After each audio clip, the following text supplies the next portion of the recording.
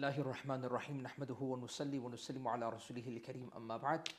Assalamu alaikum wa rahmatullahi wa barakatuh. I pray each and every single one of you is doing well.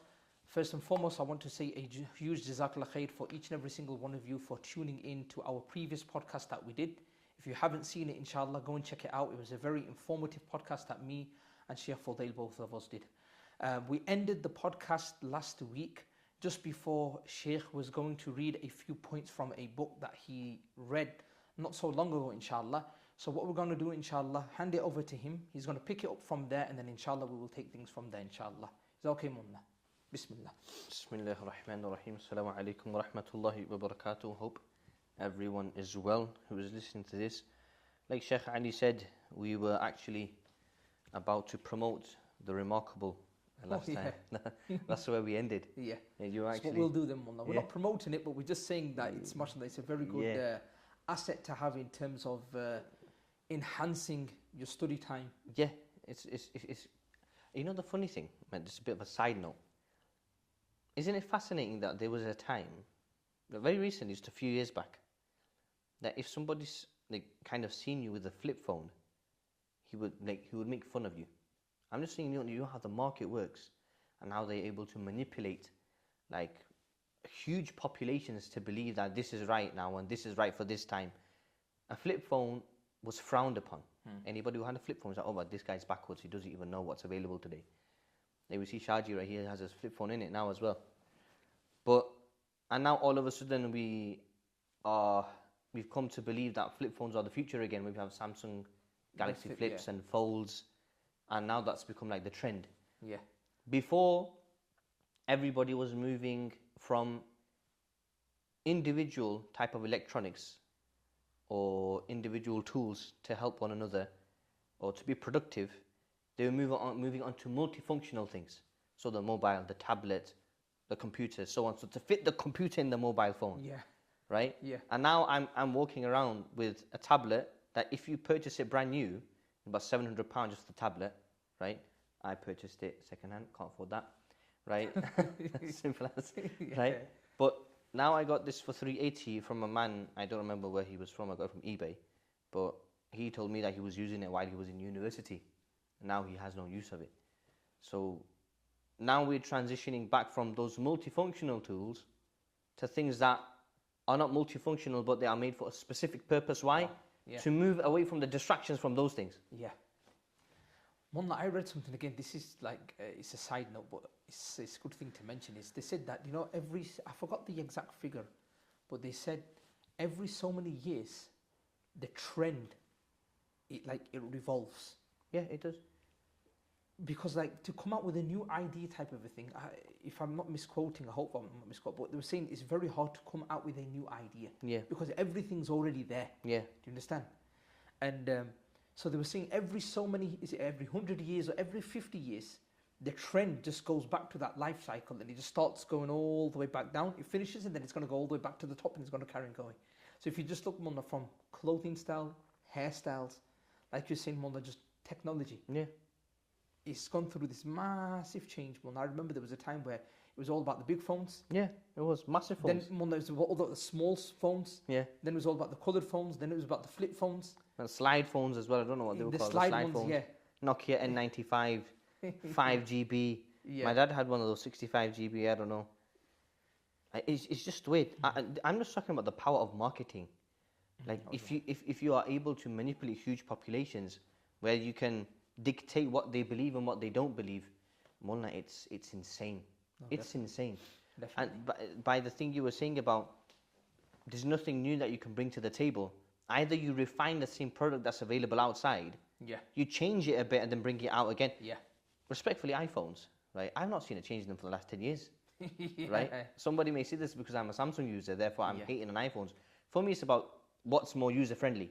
Yeah, I agree. That's it. And what's more accessible. But I'm just saying that the whole marketplace is there. Okay, switch your phone. It's about constantly being involved, about switching and just looking at these external things for energy, for belief, for power, for happiness, for satisfaction. This is just that thing. Otherwise, it's absolutely useless. It's useless. I mean, now we're coming back to the same thing that we let go many, many years ago. Like, now this is not a new product in itself, no. This is, if you scrap all the extra things that it has on it, it's just paper. Yeah. It's just paper with a pen, right? That's it. But what have you done? You've got a battery in it. You've got some storage in it. So they've just refined the paper. Said, they've just enhanced, refined. Yeah, they've just refined the paper. Something which is already existing. Yeah. But anyway, Mullah's been saying it's been a very good enhancement to his portfolio of items he uses for his mutala'a, his studies. And I think, Mullah, you would definitely recommend it, yeah? Oh, yeah, I would recommend it. On that note, Mullah, another side note, if somebody's made it this far to the podcast, Jazakallah khair. Yeah. We are looking for a graphic designer. We're looking for a video editor and somebody who can come and be part of this team to help take this project to the next level. If you're out there and you're listening and you know anyone, inshallah, please reach out to us. If you have our contact details, or you can leave a comment in the comment section, inshallah, and some way, shape or form, inshallah, we'll reach out to you. Mullah, inshallah. Bismillah. Getting back to the topic. So, Mullah, last time, unfortunately, when the video kind of cut off, we were at this part where we were about to go through these, like, about 5 to 6 points that he makes, which is actually the prologue, or like the early part of the muqaddimah of this book. And for those that don't know which book it is, can you just reference the book, please? Weapon of Mass Instruction, written by John Taylor Gatto. Again, a teacher for 30 years in Massachusetts. It's Massachusetts, isn't it? Yeah. So he was a teacher for 30 years there, went through multiple schools, high-end schools, low-end schools. So he taught through multiple institutions. And this is kind of his way of getting back out and reaching out to us to inform us of what is going in inside, and how they are controlling, manipulating, how they are taking away the creative tendencies of a child. And from that part, he mentions a few points. Again, it's quite a long prologue. I'm not going to go through all of it. But there's one part that we read last time that we have to go over again. Yeah. And there's one more additional part that I want to add, which is also an eye-opener. All right. It's insane. Okay, so his name was Inglis, as we spoke about. His name was Inglis. So in his book, Principles of Secondary Education, he mentions these 6 points.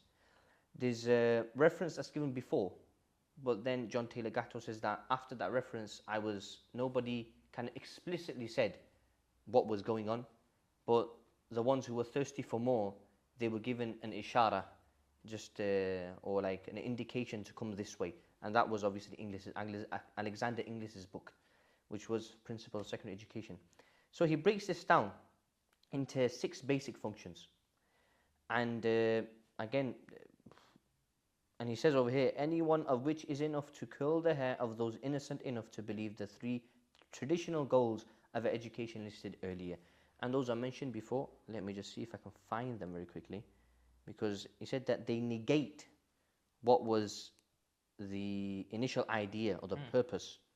So those 3 were as follows. Number 1, to make good people. Number 2, to make good citizens. And number 3, to make each person his or her personal best. Right? So that was the goal that was proposed for schooling. Yeah. But what does it do? Or what does the schools entail? Those were as follows. Number 1, he said, and he calls it the adjustive or adaptive function. That's the first one. He says schools are to establish fixed habits of reaction to authority. This, of course, precludes critical judgment completely. It also pretty much destroys the idea that useful or interesting material should be taught, because you can't rest for reflexive obedience until you know whether you can make kids learn and do foolish and boring things. That's an insane point right there.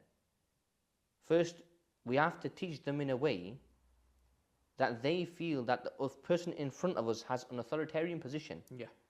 So when they see something, we have to see how do they react to it. How do they react to it? So when that happens and you see a group of children who are waiting to be ordered, that takes away critical judgment anyway. Yeah. They lose the ability to critique anything. Number 2, the integrating function. This might well be called the conformity function, because its intention is to make children as alike as possible. Conformity, to make them unified, in other words. People who conform are predictable. And this is of great use to those who wish to harness and manipulate a large labor force. Crazy. Obviously, when you create such a generation, that they are easy to read. There's no diversity in them. Yeah. There's no multiculturalism Just in them. listening to that point, do you know what it feels like? Yeah. There was creating a system where they can just very easily monitor people. Oh yeah, 100%. It wasn't a system to actually get the best out of a person. No, it wasn't.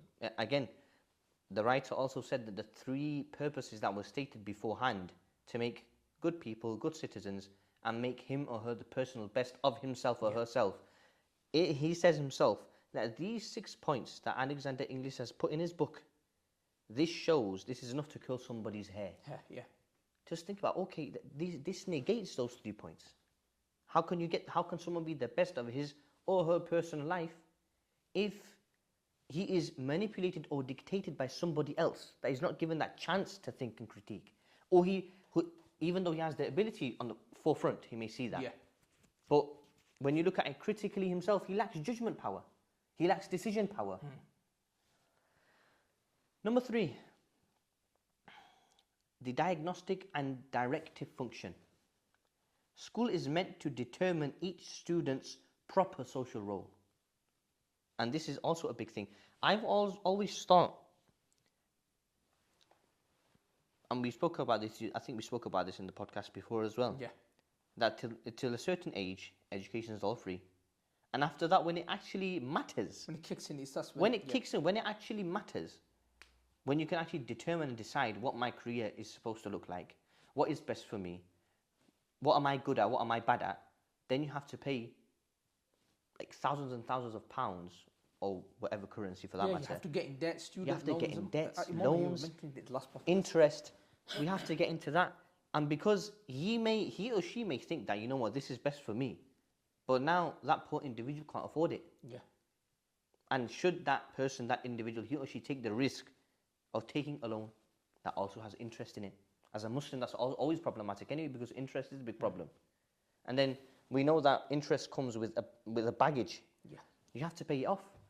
There's times, your credibility is on the line, your portfolio is on the line, everything's on the line then. Not just that, Mullah. There's another thing, and that we mentioned it in the last podcast, obviously, but we just took it out when we was editing. But when I went to Birmingham, that incident that I saw, Mullah, is young children, Mullah, at a very sensitive age, Mullah, an age where they're vulnerable, 20, 21, 22, where your internal self, Mullah, you're still figuring yourself out, you're still growing, you're still understanding, your body's still developing, Mullah, your hormones are kicking in. You've just been unleashed to the outside world, Mullah, of fitan, where there's alcohol, pubbing and clubbing, you can go out, Mullah, you can do whatever you want. That's the first thing. The second thing, Mullah, there is no restrictions, meaning you don't have the guardianship or the mentorship of your parents. 100%, very dangerous. That's the second big problem. And then the third thing, Mullah, they've given them the student loan, for an example, but many of them, Mullah, are burning it in the wrong things. Oh, yep. So they've given them, Mullah, 3 things at the wrong age, which is a recipe for disaster. If you know what you just said there, if you go to co-op, a co-op is like a big, it's like it's a big venue, a huge venue, where I think all the pop stars, so-called celebrities. In Manchester, Mullah. Manchester, next to the Manchester City Stadium. Or if you go there, like when it's an event, Mullah, you can see the same thing. Endless and endless lines of kids, children, immature, right? Going through that stage of partying, again, going through that phase of life where even the most meaningful of things have become meaningless, right? Things that should be within boundaries, should be within guardianship and kinship.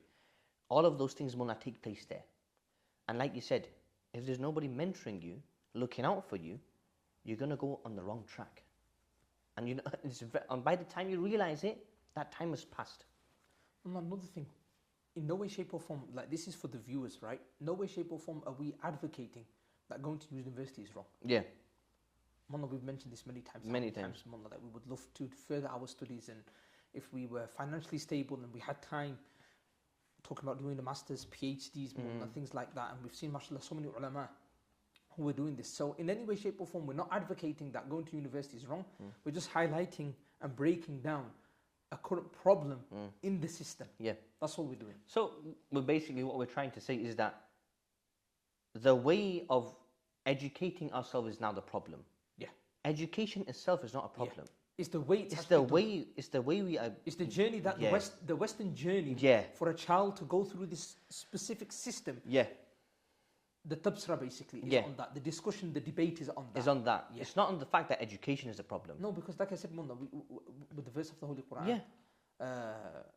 هل يستوي الذين يعلمون والذين لا يعلمون. Like it's clear. Yeah. A person who can you put those two people together? You can't. A person who has knowledge and doesn't have knowledge, you can't put them in the same weighing scale. No, you can't. So knowledge will always be virtuous and it will always be credible and it will always be something that we all need to go out and seek.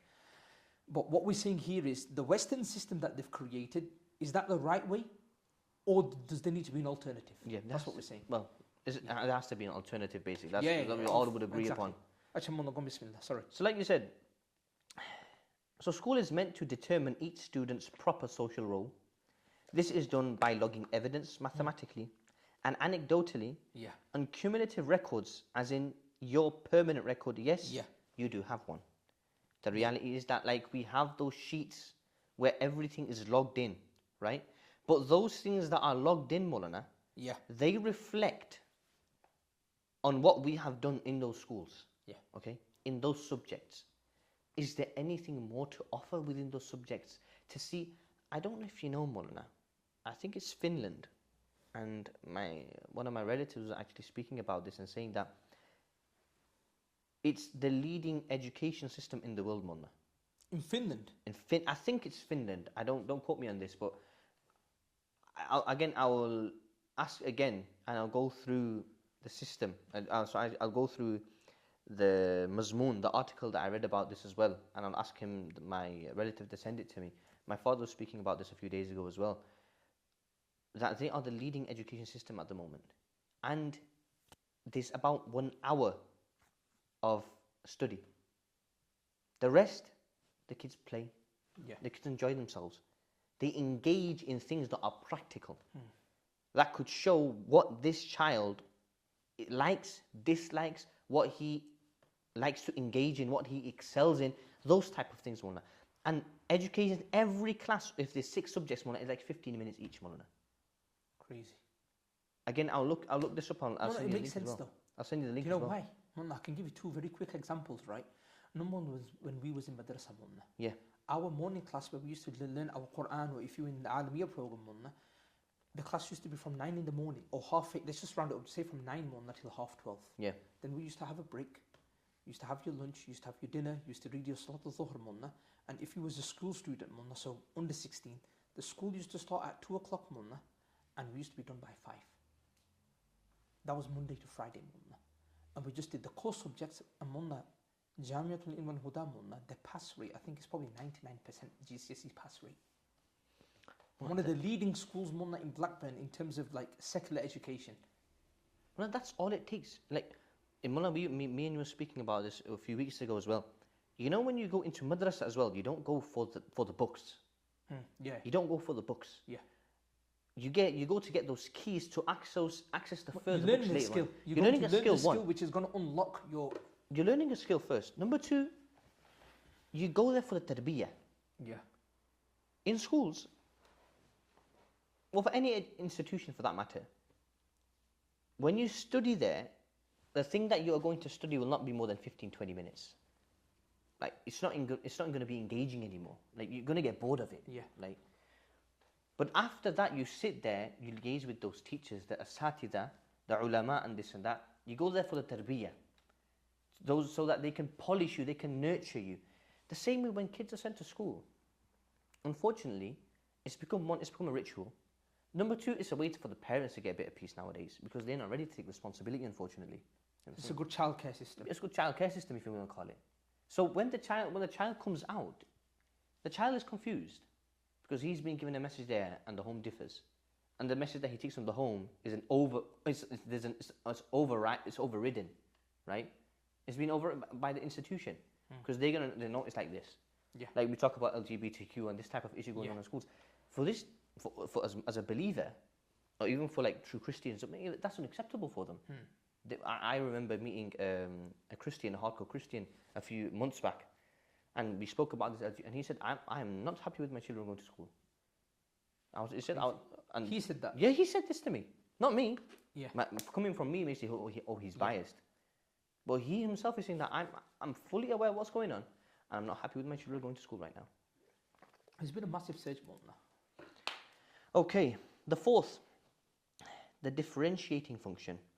Once this social role has been diagnosed, children are to be sorted by role and trained only so far as their destination in the social machine merits. And no, not one step further. So much for making kids their personal best. That's a bit of sarcasm, a bit of satire at the end. Yeah. That's a differentiating function. Once that is determined, prepare him for that role. Yeah. Full stop. Like, period. That's it. You can't go any further than that. You can't go out of those boundaries. You can't. And if you try to, he's not going to have the ability to believe in himself to take himself the next step. That's not going to be limited that person, basically. He's limited that person. He thinks this is my destiny. Number 5, the selective function. This refers not to human choice at all, but to Darwin's theory of natural selection as applied to what he called the favoured races. In short, sounds kind of racist to be honest. In short, the idea is to help things along by consciously attempting to improve the breeding stock. Schools are meant to tag the unfit with poor grades, remedial placements, and other punishments. Clearly enough that their peers will accept them as inferior and effectively bar them from the reproductive sweepstakes. That's what all those little humiliations from first grade onward were intended to do, wash the dirt down the drain. Wow. So what they're saying here is that in school, in that grade, in that class, there will be children that are going to excel, there are children that won't be able to do the same thing because it's a specific system for a specific group of children. Yeah. If you see them excelling, well, good, you guys are on the ship. But those other ones who are left stranded, they're going to be little humiliations, they're going to be remarks, they're going to be their marking system, their grading system. For you've got an F, you've got a C, you've got a something minus. So by that, he's going to look at himself and say, I'm not even worthy of this.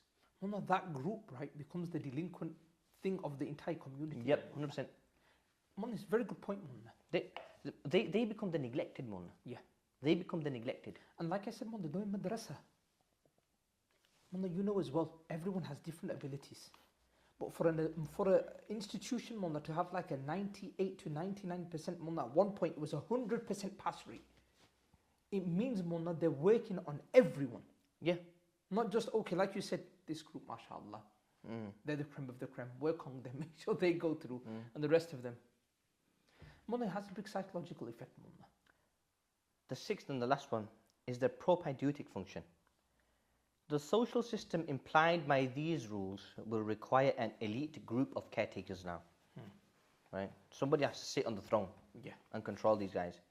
To that end, a small fraction of the kids will quietly be taught how to manage this continuing project, how to watch over and control a population, deliberately dumbed down and declawed in order that government might proceed unchallenged and corporations might never want for obedient labour. So at the end of all this, when you've created those robots you've created, you're going to need a few caretakers to take care of them. You're going to need a guy on the throne that looks over all of them. And so what? Governments are not challenged, and companies and industries are not questioned. But this is going to say, like you said, who was saying this a few days ago? Actually, was it you? We live in a generation now that if somebody's purse is getting stolen, or somebody's stealing somebody's purse, instead of helping them, they're going to start creating a video. You were speaking. Yeah, you know what I'm saying. So, respectfully, I was doing that course one, like the Wolverhampton one. Yeah. While I was doing that, they said that you have to ask for the consent of the other person if they are in trouble, like something along those lines, unless it's necessary. Now, how do we determine what's necessary now? You know what I'm saying? I mean, it's problematic. Somebody's dying there. Oh, sorry, I can't touch him. 911. Look for the nearest hospital and take him. Well, the UK, unfortunately, is a failing society, Mona. It's a failing society, Mona. Well, this is the problem of the whole West right now. Mona says, is another thing, right? Okay, Mullah, sorry, you finished that off, Mullah. No, that's done, Is Mullah. it done? Okay. Yeah, that's 6 points. Mullah, there was one more point that you was going to mention. From here? No, you said there was a 6th point or something. That's 6 of them, Mullah. That was all 6 of them, Mullah. All right, okay. Yeah, that was all 6 of them. All right, okay. That's the last one's the propedeutic function. Yeah, all right, okay. Yeah. Mullah, a few things then. Number one, how there's been this massive push of this LGBTQ agenda, Mullah, and how it's taken our schooling system by storm, especially, Mullah, here in Doncaster, Mullah, because it's predominantly, Mullah, a white community, right? It's been pushed, Mullah, like never before. Places like Blackburn, you'll get that little standoff, Mullah, the schools, Mullah, especially the public schools, they'll be a bit like, okay, we need to work with the parents to introduce this sort of ta'aleem into the schooling system. Alhamdulillah, Allah blessed us with a baby girl, alhamdulillah. Alhamdulillah. And Mullah, just seeing this whole process, right, it just reminded me, Mullah, fitrah. Mullah, that the doctors themselves, Mullah, they know that this whole LGBTQ thing is a whole bunch of, Mullah, nonsense, right? And how, Mullah, they've just got this agenda that's come from the top and they're just injecting it into our children, Mullah. It's unbelievable. It's unbelievable. You know, I just, now after Asr, I do this, and you know, when I do this like little dars of just one hadith. And the hadith that came up was an interesting hadith in, I think it's from Imam Abu Dawud, rahimahullah, narrates it. I think it's hadith number 75. And it said, لا يزال الناس يتساءلون حتى يقال هذا خلق الله خلق فمن خلق الله. Subhanallah. That people are going to ask questions and ask questions and ask questions until one person is going to say, okay, this is a creation that Allah has created, then who has created God? So, just from that standpoint, from that question, I started to speak about human curiosity. Yeah. And I was trying to explain to them that curiosity is a good thing, but if it's navigated, right? If there is somebody that you can ask those questions to, who himself has salimul fitrah, whose innate disposition is intact himself, not, does not incline towards the shar, or, liberalism, or secularism, or these type of world-made, man-made ideologies. There has to be something absolute, right? That's someone you can look up to that will give you those answers. All of these things, LGBTQ, if we see any other movements or ideologies, feminism, all this, it's the man's endeavor to look for meaning. You know what I'm saying? Yeah. And if you don't have a moral compass, you will not find it. So this narrative will be pushed. The system wants to do. Yeah. It wants to take away that moral compass, Mullah, that fitrah, that salim fitrah of these children, Mullah. Take it out and just inject it with this filth. Assalamu alaikum wa rahmatullahi wa barakatuh, everybody. We are back. Unfortunately, we had some technical difficulties. Me and Mullah, after around about half an hour, the mics died.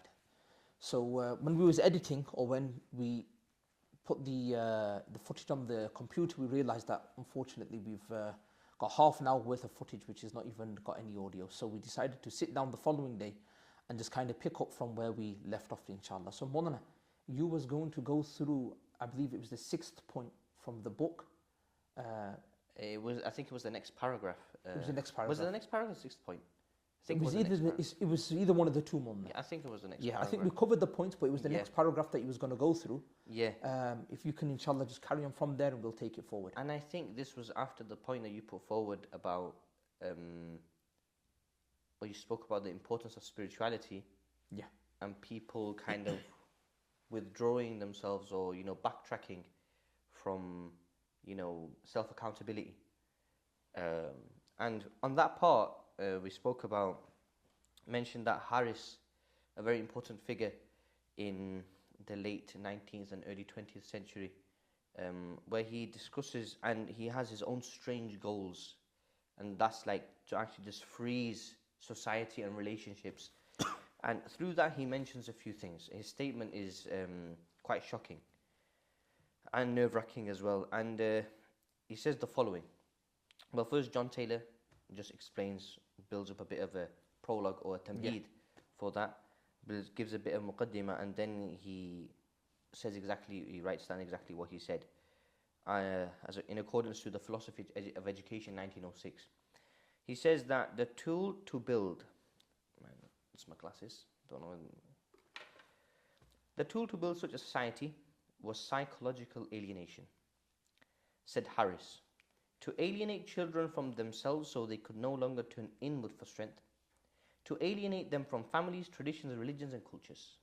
The four main goals, so that everybody believes or tends to believe that they are working for themselves, that they know what's best for themselves. So to alienate them from four things was families, traditions, religions, and culture. So no outside source of advice could contradict the will of the political state. You need to hear Harris's own voice now to fully appreciate what the principal school figure in America was thinking at the very moment institutional schooling was coming together here. Again, principal school figure. And I quote, 99 students out of 100 are automata, careful to walk in prescribed paths, careful to follow the prescribed custom. This is not an accident but the result of substantial education, which, scientifically defined, is the subsumption of the individual. The great purpose of school, brackets, self-alienation, can be realized better in dark, airless, ugly places. It is to master the physical self, to transcend the beauty of nature. School should develop the power to withdraw from the external world, according to the Philosophy of Education 1906. This statement, Monana, is absurd. And then John Taylor Gatto adds, there's a commonsensical lunacy here. A rich manure of pragmatism inherent in this which deserves being held up to the light. And then he obviously goes on to explain what it really means. Again, Mona, what would be your first thoughts, like instant thoughts after listening to that? Mona, do you know the part when they mentioned the four things? Yeah. Alienating from the family, culture, religion, what was the other one? Tradition.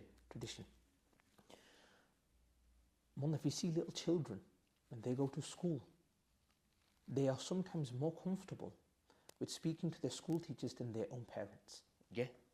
It's because of this. Yeah. Don't get me wrong, we also have that in madrasa. You probably know more better than me, that you had certain asatiza that you could speak and open up with. But there's no problem there. Why? Because they are not lacking spirituality.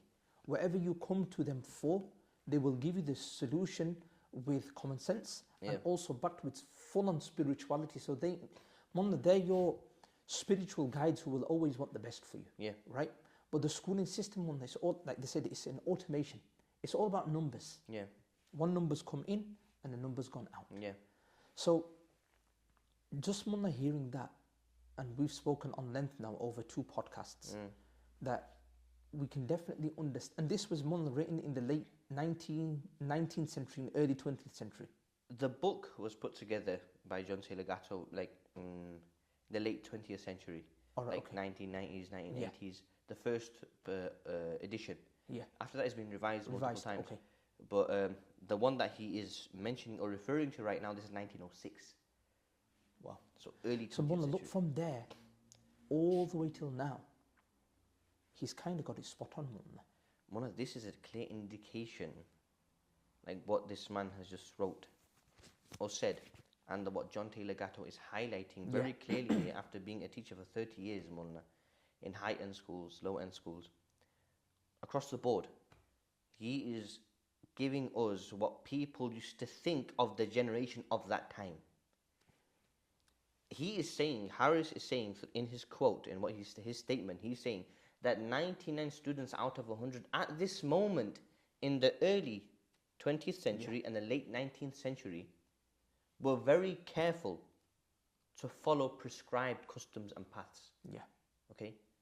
They were rational at the same time. They were connected with the spiritual selves, the mental selves, the physical selves. It was the embodiment of all things, Mullah. Yeah. Everything was hand in hand. Families, traditions, religions, and culture were a part of that society. So they were well educated. That's what he is defining as education. the subsumption of an individual, that he can categorize things and make them subsidiary and understand them accordingly. That is something that we don't have nowadays. No.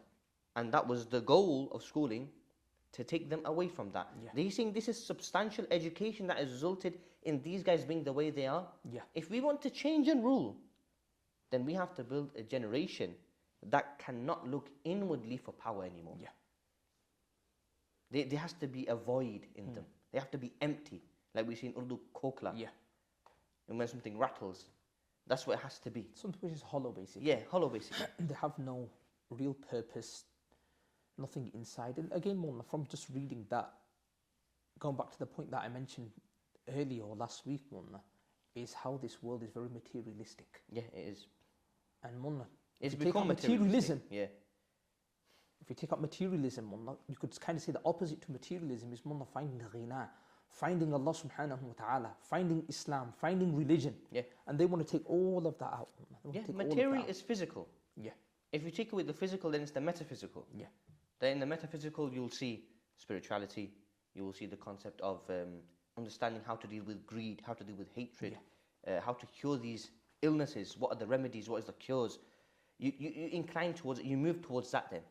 But there's such an emphasis on going towards material to find false hope and satisfaction that, like you said, we see lines and lines of people, children, who are going to these events, co-ops, these trying to meet these celebrities, trying to, raise the bar of their material satisfaction through media, drugs, just wasting their lives basically. And I think he sheds a bit more light on this as well. Here he goes. I'm going to read this out again. Self-alienation as a secret, as he mentioned before, self-alienation, he mentioned that before.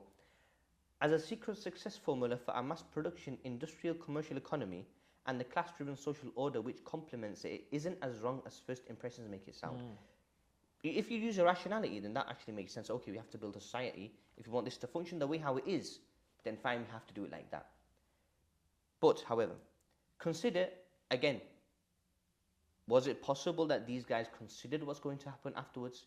Did they know about the byproduct and the backlash of things? Wallahu a'lam. Wallahu a'lam. We do not know what their intentions were, but by those statements, their intentions look quite dark. Yeah. Right. Consider that such a social order can't produce very much satisfying work, the kind where personal sovereignty is exercised. As this social order matures, so many dissatisfied people are its byproduct that daily life is rocked by instability. But if you can be persuaded to blame yourself rather than a group of villains for your miserable lot, the dangerous gas goes out of social balloon.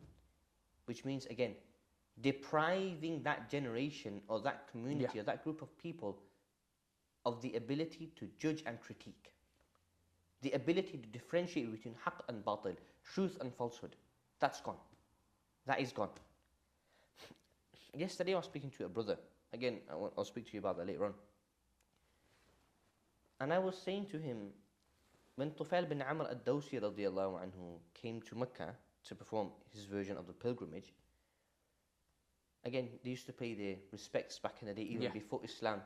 So people had a lot of love for that area, Al-Bayt al-Haram and that. Tufail bin Amr al-Dawsi radiallahu anhu came, and the people of Quraysh were told that he's on his way. So when he entered, the people of Quraysh, the pagan Arabs, the idolaters, they all welcomed him and said, look, we have an individual right here who's emerged from amongst us. He's engaged in a lot of da'wah, and he is breaking up families. He is differentiating or separating brother and sister, father and mother. They're all going astray. So if you even go there, be very careful. Tufail bin Amr al-Dawsi radiallahu anhu said that I was so scared. I was so scared that I put wool in my ear. I ended up putting wool in my ear. In my ears, so that I could not hear what he was saying. A few days passed by, and when he got there, and he saw the Prophet ﷺ offering his salah, or doing his ibadah, worshipping Allah subhanahu wa ta'ala, he asked himself the question then, man, am I not an individual who's intellectual? I'm aware of Arabic poetry, Arabic language, the Arabic literature. I'm fluent in it. I'm well versatile in it. Shouldn't it be the case that I should listen to it myself, And differentiate myself between haqq and batil. critique it, Yeah. and I'll make the judgment myself? Is this the word of God, or is this man, وَالْعِيَاذُ بِاللَّهِ, crazy, or a majnun, or a lunatic? In terms of what the Yeah. Quraysh at the time was In saying. terms of what about the Quraysh thought of him. After all of that, he took him out, listened, and said, "This is not the kalam. These are not the words of a crazy man. This is not the word. This is not the face of a crazy man. This kalam, this speech, this Quran is not. It's not man-made." Yeah. So he used it, and he was able to make the judgment to believe, and said, "La ilaha illallah," and became a great Muslim, and asked the Prophet ﷺ for a sign as well. Yeah. And God gave him a sign. So that ability today to sometimes, push out the narrative of the media, to push out social pressure, and just to listen to what is being said, to internalize that, not to prepare an answer before somebody is actually talking about something and not hearing him through. Again, that book, I haven't read it yet. You're Not Listening. I bought it a few months ago, but wasn't able. I really want to read it. I think one of the brothers also recommended it. He was talking about it. All right. Okay. I think as Mullah Isra Hanfi, he did that as well. Okay. Yeah, he recommended it. I think I bought it before I saw that, or a snippet or clip of that video. But again, it's that whole ability. This generation lacks that now. This generation lacks that. Like you said, it's automated now in the negative version. That they're on autopilot. They're just robots. Well, I don't know which part of the podcast we've mentioned this. It could be either after the audio went down, but I'll just reiterate it anyway. What we mentioned yesterday was, like, you have a class of, let's say, 30 students. Today's system is focusing on probably the top 10. Yeah. And I wouldn't say shunning away, but it's not focusing on the other 20, right? And from this writing, Mullah, this is what you can see, is the system that has been created now, Mullah, is a system where it favours a few and it shuns the rest. And this is, Mullah, why we've come to this conclusion that the educational system here in the UK is failing. Mullah, just to kind of switch up and kind of bring it towards a close, another new thing that came into my mind. It's a very old video. I don't know if you've ever seen it, but it just goes to show how the schooling education system is here in the UK. Mullah, they had a bunch of kids in the class. They was doing like a drama lesson or something, Mullah. And I think the kids were faffing around, messing about. And it's either the principal or the teacher, the drama teacher, Mullah, he absolutely flips. Gets the book, slams it on the floor, tells the kid to go out, tells him to run around the tree. Have you seen this video, Mullah? Gets him to run around the tree, Mullah. And I'm just thinking, what they're teaching these guys? There's no tarbiyat, Mullah, which is the main thing. There's no tarbiyat, Mullah. There's no focus on ta'aleem. Wasting their time. And the conclusion that we came to yesterday, Mullah, is a perfect daycare facility for kids. This is what it is, Mullah. You know, when you just mentioned about the schooling system it will target a few. Mullah, I personally, if you ask me, right, I think the whole schooling system is a big lie. It's a big, big lie, Mullah. Again, I'm not, like we spoke about this before, we're not saying to not get educated, but basic arithmetics do not take long to learn, okay? Yeah. And after that, we know for sure, if you want to define a successful person in today's world is the one who is financially independent in all ways, then we know people who are not literate by any sense making more money than other people. And they're more respected. And they're more respected. I was thinking about this yesterday. I said, for instance, if we bring Cristiano Ronaldo into the show, right? Not here, if we just think about him. Okay, north of 1 billion followers, more than that across all platforms, made £1 billion or $1 billion through his lifetime. If he was able to make that, the guys behind him, how much do you think they made? Yeah. Like, he's basically a puppet. Yeah. For the more bigger system. The elites that are running the show, right? Who own the clubs, who own the brands. Then somebody owns them. Then somebody owns them. So it's a massive chain. It's a big chain. It's a never-ending chain. So it just comes down to, what do you think is successful? What makes us successful? So is it getting that degree? And then I just say, education, the modern day education is like John Taylor Gatto spoke about in those first 6 points in the prologue, where he mentioned the propaidetic function, where like a certain group of elites are going to take care of these people. They are going to be the caretakers, and a few of them are going to be taught how to continue this module. Yeah.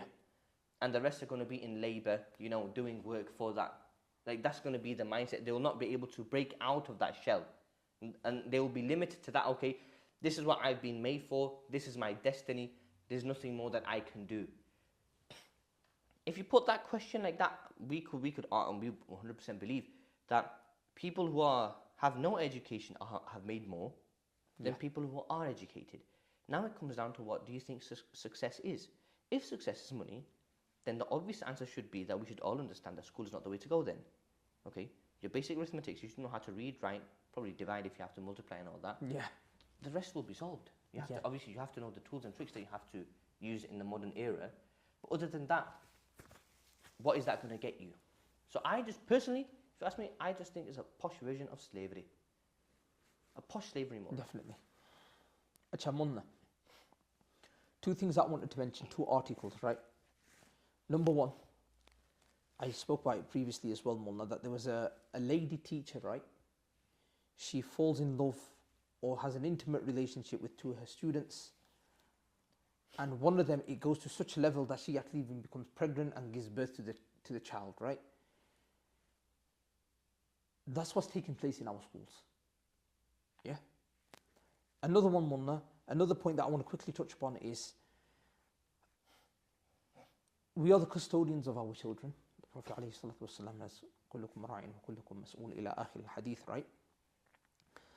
And how, Munna, there's a system that has been created where social workers are either given a budget of £100,000 or they earn £100,000.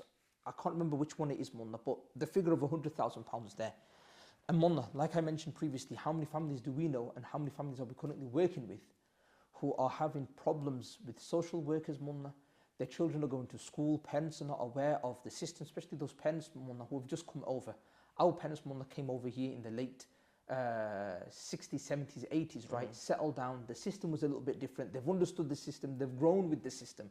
But what about those families, especially here in Doncaster, Munna, who have just come over and are still grappling with this system?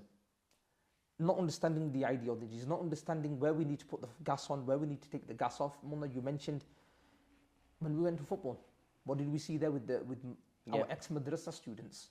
It was shocking. Yeah. It was upsetting. Do you understand, Munna? So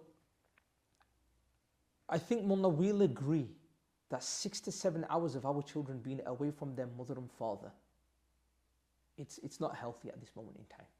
It's not healthy at all. I don't know if we were able to cover in the first part, well, before we had the technical difficulty. Yeah. So we spoke about the schooling system that is actually the leading schooling system in the world now. I think it belongs to Finland.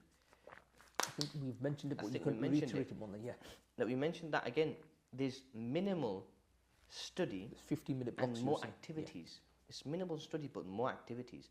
And again, I just want to finish a part of this again that I wanted to finish before. And I think he summarizes it very well.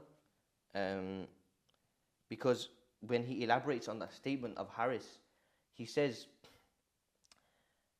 as the social order matures, so many dissatisfied people are its byproduct that daily life is rocked by instability. But if you can be persuaded to blame yourself rather than a group of villains for your miserable lot, the dangerous gas goes out the social balloon. Then, when you flip hamburgers, sit at a computer all day, unpack and shelve merchandise from China year after year, you manage the tedium better if you have a shallow inner life. Like, this gradual, what do you call it, decay, if you want to call it, this gradual decay. You're able to manage it better if you have a shallow inner life. Yeah. Because you're going to be hopeless, you're going to have no meaning, you're not mindful of what you're doing. None of your standards are already here. Yeah. It's not 100%. If your standards are here, and you're operating here, you're going to feel it every day. 100%. One, you can escape through booze, drugs, sex media, or other low-level addictive behaviors. Easier to keep sane if your inner life is shallow. School thought Harris, the great American schoolman, should prepare ordinary men and women for lifetimes of alienation, can you say he wasn't fully rational? Based on that, I mentioned this before, the difficulty arise, the technical difficulty. To all the brothers, the sisters, the children who watch this, this should be an awakening for all of us. Yeah. Again, to all the parents, again, when I told you about a parent who I met with a child who has an American accent growing up in the UK, right? Yeah. And when I spoke to him about that, this could be a key issue. Again, the parent may be looking at it that I've kept my child in front of me, right? I know what he's doing, where he's going, what he's up to. So even if he may be on his tablet or phone or computer, he's doing the things that I know what he's doing. He's in front of me. I can see him. But on the other hand, for a child to grow up in the UK, having an American accent shows that what he is spending his time in. Yeah. What is the influence that he has? What's influencing him to speak that way? He is totally cut off from society, from neighbours, from family, from traditions, from culture. He's totally unaware. And when I spoke to the parent gave me the answer that I'm already full aware of what's going on. And this is the disturbing part, that you may think you're aware, but you're not. That how much damage this could cause to your child in the future. That he is being influenced by a country that's across the globe, right? Many, many hours and miles away. While that child is not liaising with people in this society and culture, or going around in or within his community, not learning those parts, but he will be, the result from him, he will not be able to function here then. Yeah. It's going to be difficult. And the biggest problem, like I said, Mullah Ali, is when even we as parents are not able to identify the problem. The doctor will never, ever, ever be able to solve or the problem unless it's diagnosed. Once the diagnostics go through and the problem is diagnosed, after that, then the doctor can decide the remedy, the subscription, the time. He can decide everything. Yeah. But if we have not diagnosed the problems, or we're not ready to even, or we don't even think we're ill, we're never going to get away from this. So, absolutely. Like, this is this video should target everyone who's aware of the current state that we are in, the difficulties that we are going through. Looking through that again, you should come here, observe, give you mashwara, give you advice, and together we can inshallah build towards something that we all need, which is an Islamic school, Mullah. Definitely. Yeah. I think let's start bringing it to a close, and maybe we can get a little bit personal with the viewers, especially those that are listening that are local from here in Doncaster. Mullah, we've been, myself, away from Doncaster for about a good 15 to 16 years. So we got to see a well-established society, culture, system that has been put together by the Gujarati community, right? And we've spoken with regards to this in length on how the Gujaratis, the Indian brothers, came over to this country, burnt the boats, had this philosophy and mindset that we are staying here, we're going to make the UK our new home. And when we go back to India, it's just for a holiday to meet the families. Whereas our communities, Mullah, the Pakistanis on the other hand, Mullah, they had one foot here, one foot there. Yeah. So they never could build stability. Because the Gujaratis, mashallah, they came here, they built the mosques, the Islamic schools, the makatib, madaris, the jami'as, you name it. They built it, Mullah. And I'm a byproduct of them. Do you understand, Mullah? Go to Manchester, same thing. Mullah. Yeah. It's Mullah, you're not far from Allama Saab's masjid. Yeah. Mashallah, he's from Pakistan, but I'm just saying, mashallah, you've got to see that environment. So we've come from a well-established environment. We've come to Doncaster. Mullah, I've come back after many years. You've come and joined me in this vision at the masjid, alhamdulillah. I think the message, what we're trying to put out to the viewers is, we can do the same thing here. We can. We have the isti'dad, we have the capability. Because Doncaster is not the same how it was more than 10, 15, 20 years ago. I can't even imagine this place 10, 15 years ago. Like how it was. Yeah. I mean, how... Well, my mum used to call it Kufristan. Yeah, you told me. Yeah. Even my wife, like, recently she's come from Pakistan. Yeah. Like, she likes it more in Manchester compared to Doncaster because, again, if you go there to the markets and that, you see a lot more of this people with the same concept, the same ideology, the same beliefs. You'll see the the sisters in the niqab, Yeah. the hijab. Again, I will advocate for niqab regardless, right? But we see the sisters like and men, and there's a lot more of a cultural thing. Like I sometimes think that part of area where I live in Manchester is Pakistan anyway. Yeah. Because that's all I see. Yeah. I don't even see the people. Yeah. You know what I'm saying? But I'm just saying to build that environment, we have to have things that bring us together. Yeah. You know what I'm saying? We have to have those facilities that bring us together, that we can work together towards that, and then we can, if we want to say populate, or we can come, we can get around that together. Oh yeah, absolutely, absolutely. And Mullah, I think the key thing for me, and I think this was the end of the podcast that we mentioned yesterday, which is it got cut off, was over the next 5 to 10 years, Mullah, we're going to have this massive surge in our community here, because we were mentioning those brothers and sisters who are our age are now either getting married, got married, either having kids or going to have kids, right? Or they've had their kids, right? And they're all at the early stage, so they've got 5 years. Like, Mullah, I've just had a newborn. She's got 5 years until she goes into compulsory schooling. So, Mullah, there's going to be this massive flip and a massive surge, Mullah. And now, with society, technology, and how everybody's aware, Mullah, it's become more of a trend and a culture, Mullah, that people want to know about Islam. Yeah. People want to wear the hijab, right? Even if it's a trend in a fashion, they want to wear it, Mullah. They're not really scared. Even though, Mullah, you could say there's an identity crisis, Mullah. But then again, Mullah, we see in Doncaster, mashallah, there's so many sisters wearing the hijab. They're going out freely, right? And there's going to be this surge, Mullah, where there's going to be a massive demand for Islamic education, Islamic ta'alim. And what we mean by that is not making the children alim and hafiz, but what we are saying is there's a schooling system which is equal, if not better, to the current system what they're getting in school, but it's in a very safe, healthy, segregated, protected Islamic environment, where the end goal, making them physicians, doctors, Mullah, we need them. You go to Blackburn, Mullah, my mum can see a lady doctor, understand? There's any issue that my sister has, they can go and see, the dentist is a lady, for example, the optom is a lady. It just makes it easier, and we need that, Mullah, in society. We need it here in Doncaster, Mullah. We need it here. At the end, Mullah, it comes down to that you have to, the more irrelevant, wal-'iyadhu billah, you make deen, the more problems are going to occur, Mullah. Yeah.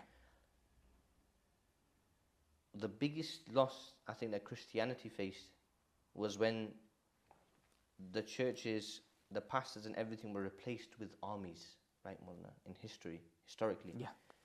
Once that happened, the fear of God was substituted by the fear of the state and the army. You know what I'm saying? When that happened, it flipped. The coin flipped, the tables turned. Because the state realized, or the states realized, that we will not be able to rule or govern these people unless they have the fear of us. Yeah. You know what I'm saying? Before, in that society where even Christianity was at its peak of its powers, Judaism was at its peak of its powers, in that society, the fear of God used to rule everything.